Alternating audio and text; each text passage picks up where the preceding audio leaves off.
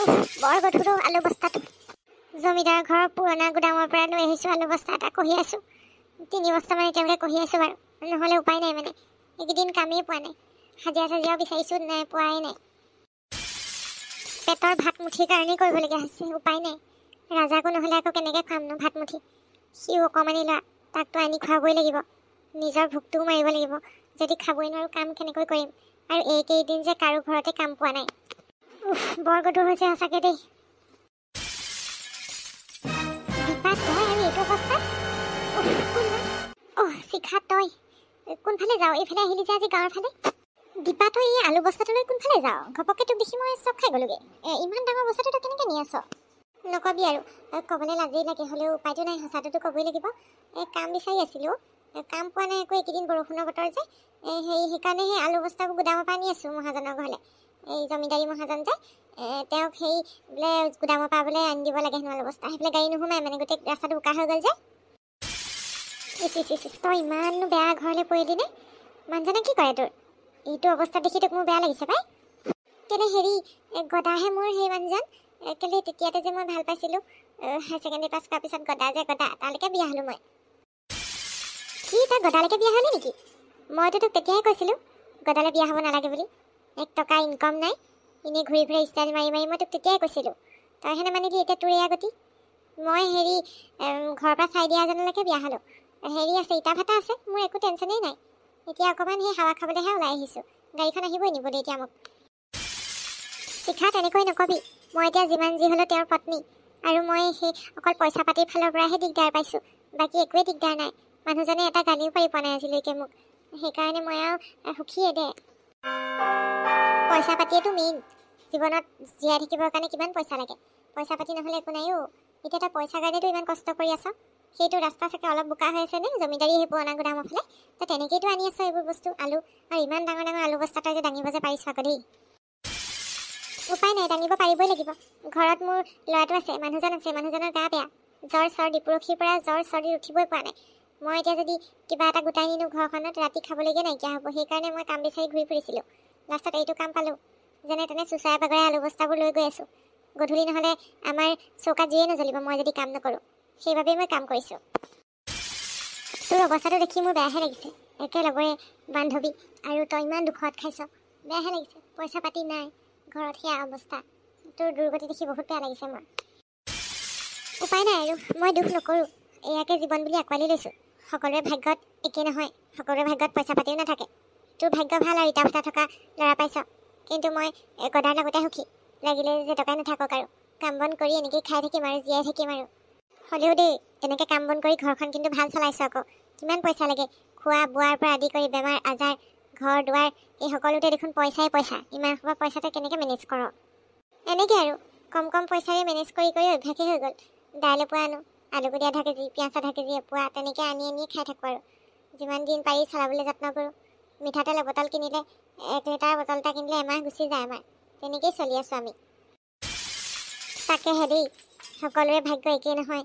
তোক মই প্ৰথমতেই কৈছিলোঁ তই ভাল ল'ৰা এটা চাই বিয়া হ, তই তাৰ লগত বিয়াত নবহিবি, কিন্তু তই মোৰ কথা নুশুনিলি।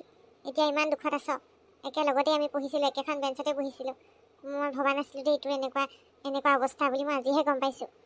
মই দুখত নাই শিখা, মই সুখতেই আছোঁ। খালি কাম বন কৰোঁতেহে আৰু অলপ দিগদাৰ এটা পাওঁ। বাকী মানুহজনে মোক বহুত ভালকৈ ৰাখিছে, আজিলৈকে একো দম এটাও দিয়া নাই। মই সঁচাকৈ কৈছোঁ, মই বহুত সুখী। হেৰা, মই গাটো ভাল পাইছোঁ। তুমি এইবোৰনো দাঙিব লাগেনে আলুগুটি? মই সেই বস্তাটো থৈ আহোঁগৈ দিয়া। আপুনি জ্বৰৰ গাত কেলৈ উঠি আহিলে? যাওক, মই পাৰিম নহয় আলুগুটি বস্তা থ'বলৈ। ধেত দীপা, তুমি কিনো কথাবোৰ কোৱাহে? মোৰ জ্বৰ ভাল হৈ গ'ল, আৰু মই মতা মানুহটো জীয়াই থাকোঁতে তোমাক মই এইবোৰ কাম কৰিবলৈ নিদিওঁ দেই। আজিৰ পৰা এইবোৰ কাম নকৰিবা। তুমি ঘৰলৈ যোৱাগৈ, মই এইটো আলু বস্তা থৈ আহিমগৈ। এইজনী মোৰ লগৰ দেই, আগতে স্কুলত একেলগে পঢ়িছিলোঁ। এই নাম শিখা, আৰু শিখা এইজনেই মোৰ মানুহজন। নমস্কাৰ দেই, নমস্কাৰ। এই কৈ থাকে কেতিয়াবা আপোনাৰ কথা, শিখা বুলি। আপুনিয়ে ন? আপুনিয়ে ন? তাকে বোলো, হেৰি ইমান গধুৰ আলু বস্তাটো দাঙি ফুৰিছে বোলো, মোৰ আকৌ বেয়াই লাগিছে পাই। নক'ব আৰু, আমাৰ মানুহজনীয়ে মোৰ দুখ কষ্ট দেখিবই নোৱাৰে, চাবই নোৱাৰে। মই ইমান কাম কৰি থাকোঁ যে, সেইকাৰণে আজি জ্বৰ বুলি নিজে কাম কৰিবলৈ এলাহিছে। চাওকচোন বাৰু, আপোনাৰ বান্ধৱীক আপুনিহে বুজাব পাৰিব। হয়তো আকৌ, দীপা তই এইবিলাক ইমানকৈ নকৰিবি। কৰিবি তই মাইকী মানুহজনী হয় এইবোৰ কঁকালৰ বিষ হ'ব নহয় আলুগুটি বস্তাই চস্তাই তোৰ মানুহটোৱেচোন তোক বৰ ভাল পায় বস্তাটো দাঙিবলৈ নিদিওঁ বুলি কৈছে তই তাকে দি পঠিয়াই দে আপুনি লৈ যাওক তেতিয়াহ'লে গাটো ভাল পাইছে যদি 2 বস্তা মই আগতে থলোগৈ বাৰু এইটো এটাই বস্তা আছিলে আৰু তুমিনো বাৰু চেণ্ডেল টেণ্ডেল নিপিন্ধাকৈ গুচি আহিব লাগেনে হেই নাপায় নহয় সেই ৰাস্তাটো বহুত বোকা মই সেইকাৰণে চেণ্ডেলটো খুলি থৈ আহিলোঁ নোৱাৰিয়ে যেনে তেনে পাৰ কৰালোঁ বাৰু হেৰি আলু বস্তাটো বোকাখিনিৰ পৰা হ'ব তুমি ভৰি হাত চৰি হাত ধুই তেল টেঙা সানি ল'বা দেই মিঠাতেল সানি ল'বা ভৰিত হ'ব আপোনাৰহে জ্বৰ আপুনিহে সানিব লাগিব গধূলি হেৰি নহৰু দি পেলাই তেল অকণ গৰম কৰিব লাগিব শিখা ইমান দেৰি ইয়াত কি কৰি আছা আপুনি কি আপুনি মই সেই ইটা ভাটালৈ যাব লাগে তুমি ইমান দেৰি কৰি আছা যে গাড়ীখন এইফালে পঠিয়াই দিলোঁ গোটেই ড্ৰাইভাৰে বিচাৰি পিছে তোমাক কাৰ মূৰটো কৰি আছিলা ইয়াত ৰ'বচোন মোৰ আগৰ স্কুলত বহুত দিনীয়া বান্ধৱী এজনী লগ পাইছোঁ কথা পাতি আছিলোঁ তাতে এইজনী দেই মোৰ লগৰ দীপা সেইবোৰ বাদ দিয়া কি লগৰ চগৰ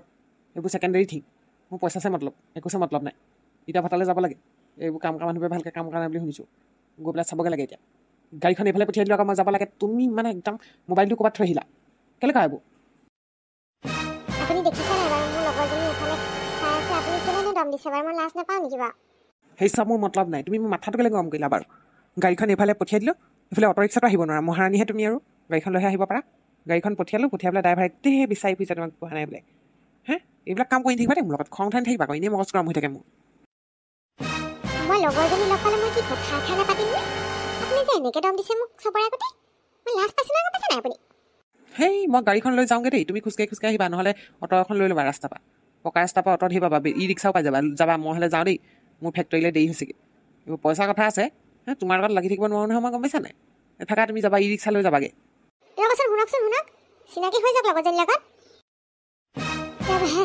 এখেত মানে পুৰা ব্যস্ত হৈ থাকে মানে ইটা ভাটাটোত কাম লগাই থাকে যে এখনিখে সেইকাৰণেহে মগজটো অকণ গৰম হৈ থাকে কেতিয়াবা সেইকাৰণেহে গালি পেলে নহ'লে তোৰ লগত চিনাকি হ'লহেঁতেন বাৰু কথা এটা কওঁ তই বেয়া নাপাবি দেই শিখা তই সুখী আছোঁ বুলি কৈছ হয় কিন্তু তই টকা কেইটাহে পাইছ মানুহজনৰ ব্যৱহাৰ দেখোন খুব বেয়া তোৰ লগত তোক আহিয়ে ইমান বেয়া ব্যৱহাৰ কৰিছে মোৰে বেয়া লাগিছে এনেকৈনো কিয় ক'ব লাগে বাৰু মই ইমান মিছা কথা কৈ আজি ধৰা পৰি গ'লোঁ তোৰ আগত মানুহজনে মোক টকা পইচা ফালৰ পৰা একো অভাৱ দিয়া নাই কিন্তু ব্যৱহাৰ পাতি খুব বেয়া মানুহৰ আগতে মোক ইমান বেয়াকৈ কৰে তোৰ আগতে এতিয়া ইমান বেয়াকৈ ক'লে তোৰ লগত চিনাকিও নহ'ল মোৰ লগৰ বুলি ক'লোঁ যদিও সময়ে নাই তেখেতৰ মোৰ লগত কফি একাপ খাবলৈ বাহিৰত ওলাই যাবলৈ সময় নাই মই সেইকাৰণে অকলে ঘূৰি ফুৰোঁ আজি তোৰ সংসাৰখন দেখি মোৰ দুখ লাগিছে তহঁতৰ পইচা নাথাকিব পাৰে কিন্তু তহঁতৰ মাজত মৰম চেনেহ আছে ভালপোৱা আছে কিন্তু আমাৰ মাজত হেৰাই সেইটোৱে শিখা টকা পইচাই সকলো নহয় মানুহৰ মাজৰ সম্পৰ্কও ভাল হ'ব লাগিব তোক ইমান বেয়া ব্যৱহাৰ কৰিলে আজি মোৰ সন্মুখতে মোৰ খুব বেয়া লাগিল দুখ নকৰিব দিয়ক কামৰ ব্যস্ততাৰ কাৰণেই এনেকুৱা হৈছে তেখেতে ইমানখিনি চম্ভালিবলগীয়া হয় ইমানখিনি বিজনেছ তেওঁ চম্ভালে কাৰণে এনেকুৱা হৈছে হ'ব দিয়ক আৰু তহঁতৰ সম্পৰ্ক সদায় এনেদৰেই মধুৰ হৈ থাকক আশীৰ্বাদ কৰিলোঁ মোৰ আৰু এনেকুৱাই ঘৰত ল'ৰা এটা ছোৱালীজনীও আছে সিহঁতেও দেউতাকৰ পৰা সময়েই নাপায় দেউতাকে সিহঁতৰ লগত খেলিবলৈও সময় নাপায় অকল ব্যস্তই থাকে মানুহজন টকা পইচা চব পাইছোঁ কিন্তু তেওঁৰ লগ পোৱা নাই আমি তেওঁৰ লগত ক'ৰবাত ফুৰিবলৈও গৈ পোৱা নাই মই আহিছোঁ দে নেকান্দিবি ৰ আমাৰ ঘৰটো ওচৰতে আছে চাহ একাপ খাই যাবি আহ অকলে মন বেয়া লাগিলে কেতিয়াবা ল'ৰা ছোৱালীকেইটাকো লৈ আহিবিচোন আমাৰ ঘৰত ফুৰিবলৈ আহিবি ভাল লাগিব কথা বতৰা পাতিম আহিম দে মই আহিম দেই আজিও ব'ল আকৌ চাহ একাপ খাই যাবি ব'ল হ'ব আৰু এতিয়া কান্দি নাথাকিবি গাখীৰ চাহ খুৱাম ব'ল আমাৰ ঘৰত গৰু এজনী জগিলে যে গাখীৰ ঢেৰ আছে ব'ল